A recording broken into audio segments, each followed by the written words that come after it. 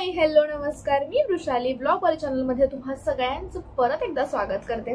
तर मी आज आलेले हे नवीन ब्लॉग घेऊन आणि आपला आजचा ब्लॉग सुद्धा रात्री सुरू झालेला आहे, कारण की सकाळी घाई गडबडीमध्ये खरंच ब्लॉग शूट करायला जमत नाही आणि प्लस ट्रेनचं प्रेशर असते की जाऊन पटकन ट्रेन पकडायची आहे, ऑन टाइम पोहोचायचं आहे, लेट पोहोचलो तर परत लेट येणार, असं सगळं काही चालू असतं।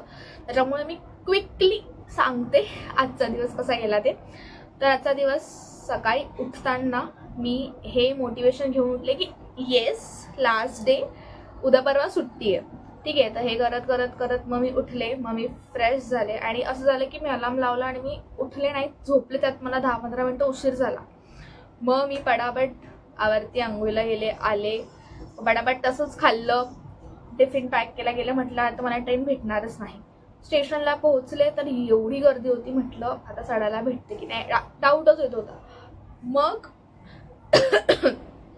हा अँगल किती छान आहे, मी असे व्हिडिओज शूट करू शकते, पण मला आत्ताच कळालं कारण की एका हाताचा ग्लास आहे, त्याच्यामुळे मी असं तर शूट करू शकत नव्हते। म्हणून मग मी असंच एक माझ्या भावाचा टिफिन बॉक्स आहे मागे आणि त्याच्यावर मी फोन ठेवलाय, पण हा खरंच अँगल छान आहे आणि मी बरेचसे व्हिडिओज बनवू शकते, ठीक आहे, बनवूयात व्हिडिओज आपण। तर मग असं की म्हटलं तरी पण मी गणपती बाप्पा मोरया ट्रेनमध्ये चढले, मला चढायला मिळालं, पण आतमध्ये एवढी गर्दी झाली होती आज ट्रेनला की मी काय सांगू, प्रचंड हालत खराब होते ट्रेनला। आणि मिडलच्या डब्यामध्ये होते मी, युजली मी लास्ट डब्बाच पकडते, ठाण्यावरून येताना पण आणि इथून जाताना पण आज मला असं की उशीर झाला, जर तिथपर्यंत मी पोहोचले नाही, ट्रेन आली वगैरे, तर हे असे बरेचसे क्वेश्चन्स होते, त्याच्यामुळे मी पटकन चढले। ठाण्याला उतरेपर्यंत हालत झाली होती, ट्रेन लेट पण करते ठाण्याला पोहोचेपर्यंत। मग जेव्हा मी फायनली पोहोचले, हे 2-2 मिनिटांनंतर स्क्रीन अशी ब्लॅक स्क्रीन होते, पोहोचले, बस स्टॉपकडे गेले, थांबले, बस पण येत नव्हती, बस आली, तर मग हळूहळू नेत नेत मला आज सेम टायमिंगला पोहोचले मी ऑफिसला कालच्या। मग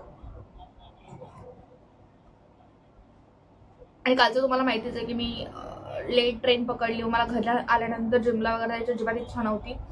आज पण म्हटले की असंच होतं की काय, पण फायनली ती ट्रेन ना जर ठाणे स्टेशनला कोर्ट नाका आहे ना, जर तिथून सरळ गेली ना तलावपालीच्या साईडने तर ना ती पटकन स्टेशनला पोहोचते, पण जर ती त्यांनी त्या मार्केटमधून काढली तर मग विसरून जा, कारण की पुढे खूप ट्रॅफिक असतं वगैरे, अशा बऱ्याचशा गोष्टी असतात। मग मला आता असं वाटत होतं की बाबा ठीक आहे, तलावपालीकडून निघाली, पोहोचले स्टेशनला पोहोचल्यानंतर मग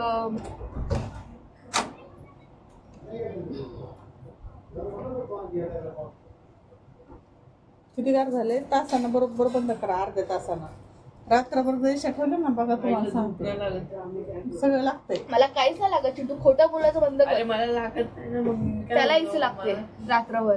हे तुला लागते काय, दुगणे आणतो यशानं, नाही बंद करायची, पण फॅन फास्ट करून झोपायचं, राहू दे जरा, 5च मिनिट राहू दे।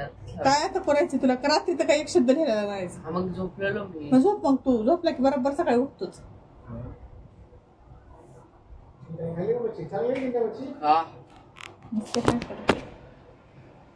बाकीचा ब्लॉग लोकेशन चेंज करून आता मी सांगते काय झालं ते। आणि जसं तुम्ही बघितलंच की माझी मम्मी आली होती आणि माझ्या मम्मीचं आणि माझ्या भावामध्ये कन्व्हर्सेशन चालू होतं, त्याच्यामुळे मी ब्लॉग कंटिन्यू नाही करू शकले। आता मी रूम चेंज करून आलेले आहे आणि मी तुम्हाला सांगते पुढे काय काय झालं। ऑफिसमध्ये पोहोचले, काम काम काम काम काम केलं, मग परत निघाले मी। मला आज पण असं होतं की मी टायमात पोहोचते की नाही, पण आज तर असं होतं की 6:04 तर भेटणारच नाही आहे। मग आपला दुसरा ऑप्शन राहतो की 6:22ची जी अंबरनाथ असते ती, पण त्याला तर काल एवढी गर्दी होती, म्हटलं ठीक आहे बघूयात काय, म्हटलं ठीक आहे बघूयात। मग मी तशी पळत गेले स्टेशनला आणि ती कोर्ट नाक्यामार्गे म्हणजे तलावपालीकडून आली बस, त्याच्यामुळे मी लवकर पोहोचले तर तिथे खोपोली लावली होती। मला आधी वाटलं की आसनगाव लागली आहे, असं करते भाऊ, खोपोली लागलेली होती। मग ती मी ट्रेन म्हटलं चढता येईल की नाही माहीत नाही, पण ती बरोबर मी जिथे उभी होती तिथे स्लो झाली, मला चढता आलं। स्टेशनला पोहोचले, पटापट एकदम मी पावलं टाकत घरी आले की आता जिमला जाईल म्हणून। मग मी पटपट घरी आले आणि घरी येऊन म्हटलं आता पटकन चेंज करूयात, फ्रेश होऊयात आणि जिमला जाऊयात. घरी आले बघते तर आमचं जे कब्बड आहे ते कब्बड अडकलं होतं. मला एवढा संताप येत होता की हे कोणी केलं. आणि मला मम्मीने सांगितलं की जो माणूस येते समोर आता छाती ठोकतो त्यानेच केलेला आहे आणि तो माझा भाऊ आहे.